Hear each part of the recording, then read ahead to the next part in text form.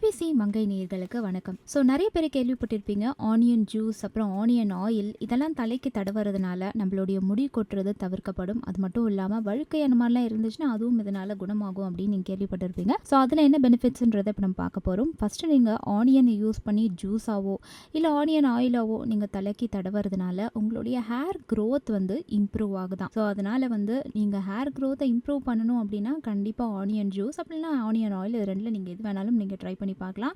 இன்னொரு பெனிஃபிட் என்ன அப்படின்னு பார்த்தீங்கன்னா, இந்த ஆனியனை நீங்கள் தலையில் யூஸ் பண்ணுறதுனால உங்களுடைய டேண்ட்ரஃபும் வந்து ஓரளவுக்கு குணமாகுது அப்படின்னு சொல்கிறாங்க. ஸோ இது நிஜமாவே எனக்கே 2-3 பேர் சொல்லியிருக்காங்க, ஆனியன் ஆயில் அப்ளை பண்ணுறதுனால டேண்ட்ரஃபும் நாள் ஆக ஆக கொஞ்சம் கொஞ்சமாக குணமாகுது அப்படின்னு சொல்லிட்டு கண்டிப்பாக நீங்களும் ட்ரை பண்ணி பாருங்கள். இன்னொரு பெனிஃபிட் என்ன அப்படின்னு பார்த்தீங்கன்னா, இப்போ நம்ம நிறைய ஆர்டிஃபிஷியல் கண்டிஷனர்லாம் நம்மளுடைய ஹேரை ஷைனிங்காக வச்சுக்கிறதுக்கு நரிஷ் பண்ணுறதுக்கு யூஸ் பண்ணுறோம் இல்லையா. பட் இந்த ஆனியன் ஜூஸ் நீங்கள் யூஸ் பண்ணீங்க அப்படின்னா உங்களுடைய ஹேர் நேச்சராகவே ஒரு சில்கியாகவும் சாஃப்டாகவும் இருக்குது அப்படின்னு சொல்கிறாங்க. இன்னொன்று, இந்த ஆனியன் ஜூஸை நீங்கள் ரெகுலராக உங்கள் தலையில் பயன்படுத்திட்டு வர்றதுனால உங்களுடைய ஹேர் வால்யூம் இன்க்ரீஸ் ஆகுது. நிஜமாவே இப்போ இருக்க கேர்ள்ஸ்க்கு மிகப்பெரிய இஷ்யூ அப்படின்னு பார்த்தீங்கன்னா இந்த ஹேரோடைய வால்யூம் தான். ஸோ இந்த மாதிரி ஆனியன் ஜூஸை நீங்கள் ரெகுலராக யூஸ் பண்ணிட்டு வர உங்களுக்கே அந்த டிஃப்ரென்ஸ் தெரியும் அப்படின்னு சொல்கிறாங்க. அது மட்டும் இல்லாமல் இன்னொரு விஷயம் என்ன அப்படின்னு பார்த்தீங்கன்னா, உங்களுக்கு முடி கொட்டுற பிரச்சனை நிறைய இருந்துச்சு அப்படின்னா இந்த ஆனியன் ஜூஸ் இல்லைன்னா ஆனியன் ஆயிலை ரெகுலராக நீங்கள் யூஸ் பண்ணிட்டு வரும்போது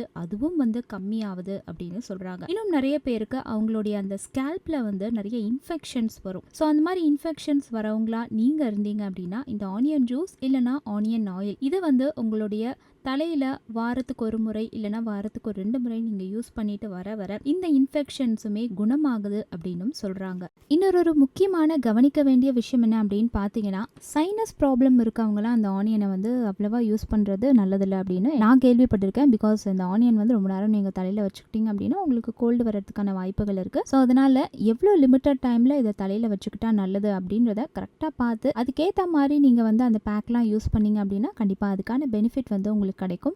இன்னைக்கு நான் சொன்ன இந்த பியூட்டி பெனிஃபிட் உங்களுக்கு ரொம்பவே ஹெல்ப்ஃபுல்லாக இருந்திருக்கும் அப்படின்னு நான் நம்புகிறேன். கண்டிப்பாக இன்னும் இது ரிலேட்டடான பியூட்டி டிப்ஸ்லாம் உங்களுக்கு வேணுன்றத கமெண்ட்டில் மென்ஷன் பண்ணிங்கன்னா அந்த வீடியோவில் நான் உங்களை சந்திக்கிறேன். ஃபேமஸான ஒரு டயலாக் உங்களுக்கு நான் சொல்லுவேன், அது அப்படியே கம்ப்ளீட்டாக நீங்கள் இங்கிலீஷில் சொல்லணும். கண்ணா பண்ணிங்க தான் கூட்டமாக வரும், சிங்கம் சிங்கிளாக தான் வரும். Only pigs come in groups.